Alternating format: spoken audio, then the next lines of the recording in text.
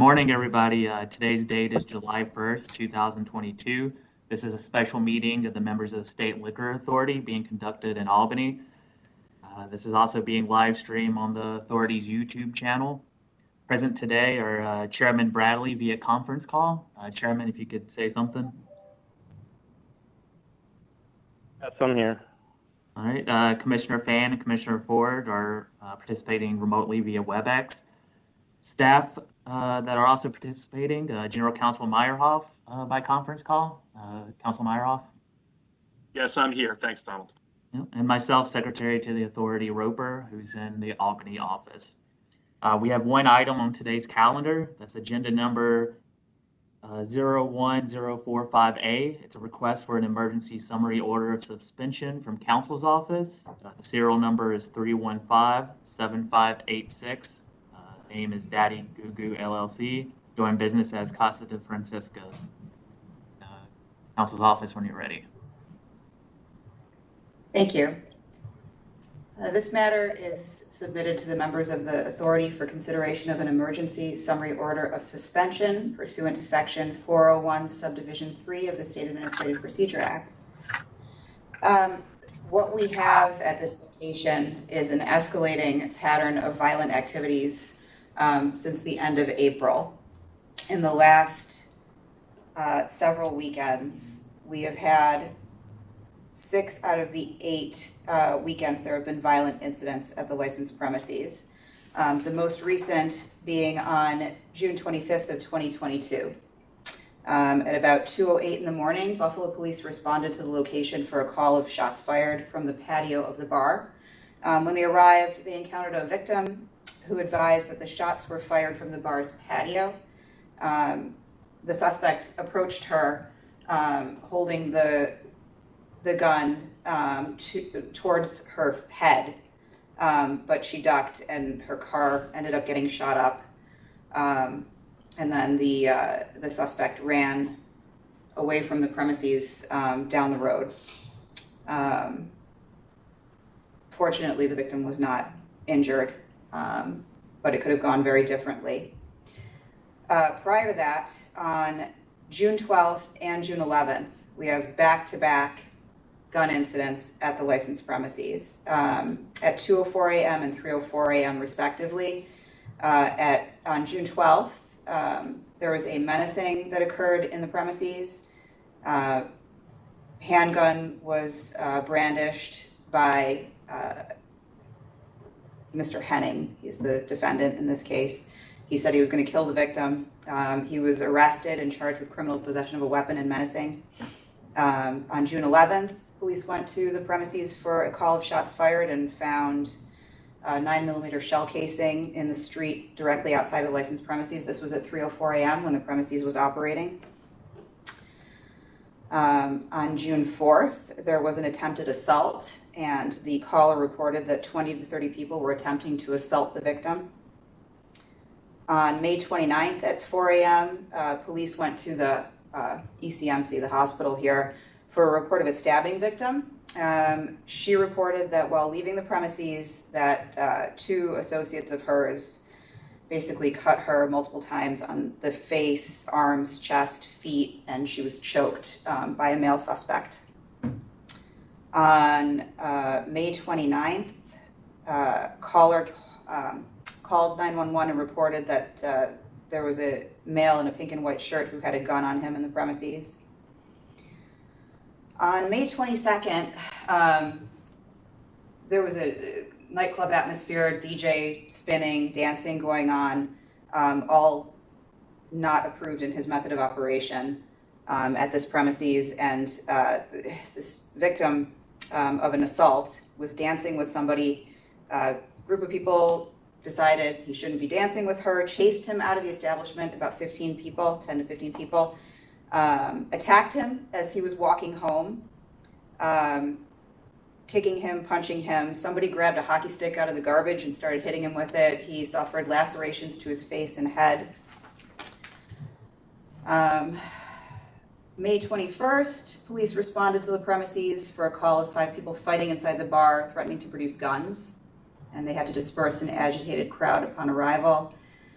May 7th, shots fired, shell casings in the parking lot of the business. And on April 30th, there was a victim found, this is at 3:29 a.m., on the sidewalk in front of the bar with injuries. She was jumped and tased by patrons of the bar.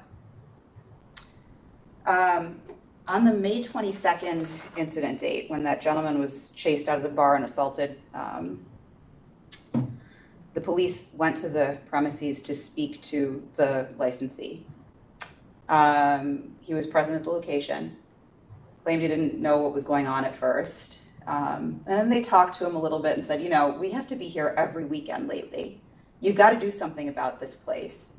You know, get it under control. And he is essentially, from what they've communicated to me, in denial. He says, you're not here that often.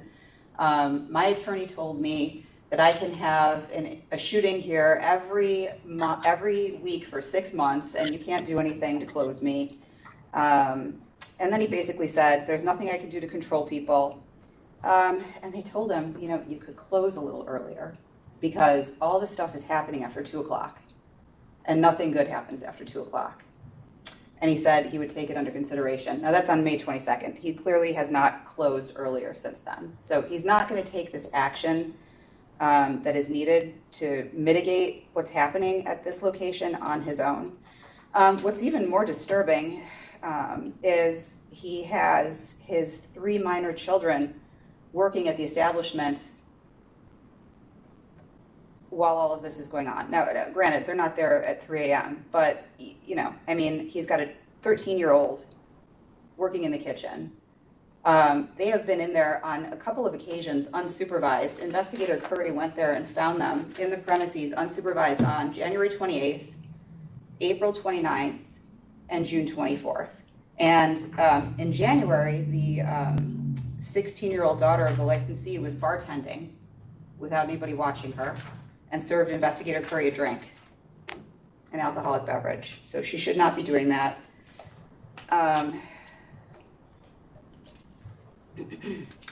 He is not licensed for DJs. He's not licensed for karaoke. He is not licensed for security. He said he was not going to have security in his license application because he's supposed to be a restaurant with full service menu and chef. And while he is doing food service during the day up until 9 p.m., he's switching over to a nightclub operation from, you know, basically 10 p.m. until 4 a.m. is not working out for him because he doesn't have control over the location. He has hired a security guard now. It's not enough.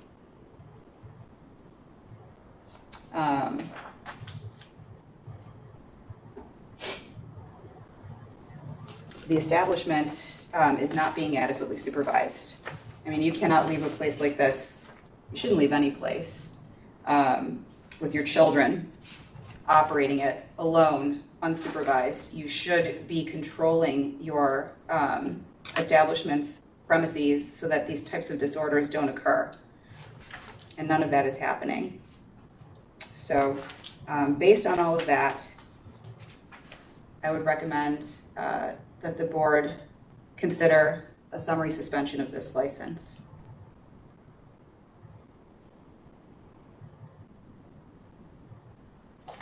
Jamie, you said he's not authorized for security at all? Yeah, he said he was not going to have security in his method of operation, but he has hired a security guard. I don't know if that person is registered or not. Right. I doubt that it's being done correctly. Okay.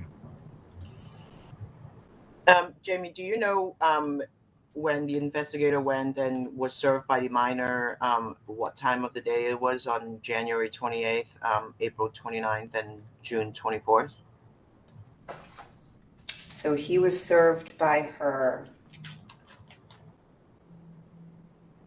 It was 7:45. He was there from 7:45 to 8:30 p.m. Okay, so it's evening time, like dinner service. Correct. Dinner service. He ordered a bottle of Labatt Blue from her. And the licensee was not around during dinner service? He was He was in the kitchen, but I he was see. not directly supervising her. Understood. And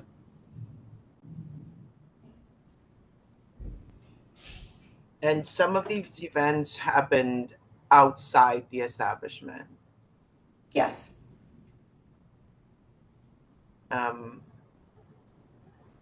your understanding is that there were incidents where someone would essentially shoot a gun or commit a crime outside and then ended up back inside the establishment when the police showed up. There was Yes, at least one incident, right? the activities that I've cited are connected to either the operation of the premises or the conduct of the patrons of the premises. And then in the complaint summary report that was provided as one of the exhibits, we went through with the police and crossed off everything that was not a call associated with the operation of the establishment, and the ones that are not crossed off are the ones that are associated with. So we went very carefully through this to make sure that they had some sort of testimony that they could offer with respect to how the incidents were connected either to the operation of the establishment or the conduct of the patrons attending the establishment. Okay. Thank you. It's Gary. I would add, just for the record, that the link here is that the operator who's supposed to be running a restaurant has turned his place into a nightclub without permission of the authority.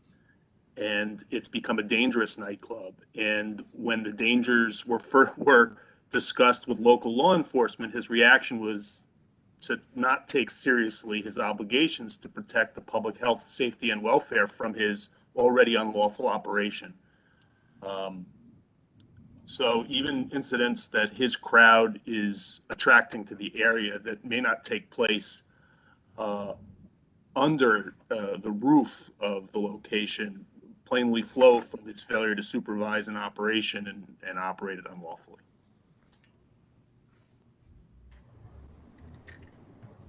Are the members ready to vote? One more question, Jamie. So there's been several shots fired, some stabbings, some other things, some knife activity, but no one's actually been killed yet. Is that correct that we know of? Not yet. Okay, but heading that direction for sure. The police have definitely voiced a concern that they're going to end up with a body at this place if we don't take some action or if they don't take some action. So, yes. Okay, thank you. Thank you. Do the members have any other questions? I'm good. No, I'm good. Commissioner Fan, if you're ready.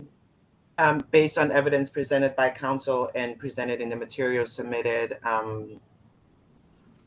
it's clear that this location, it's become a threat to public health, safety, and welfare.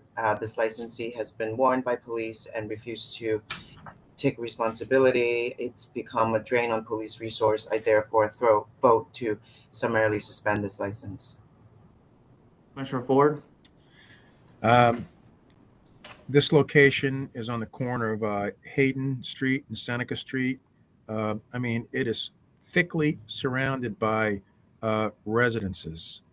And the thought of stray bullets, penetrating someone's home late at night is not something that can't happen in situations like this. So I also will vote to summarily suspend this licensee as a threat to the public health, safety, and welfare. And Chairman Bradley. I'm going to vote to summarily suspend. It's clear the licensee has become a threat to the public health, safety, and welfare. You kind of broke out there a little bit, Chairman, but can you kind of repeat?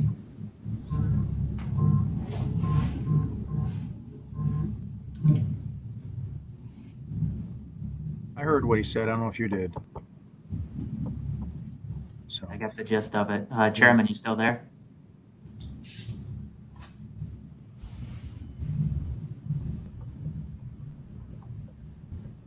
Hello?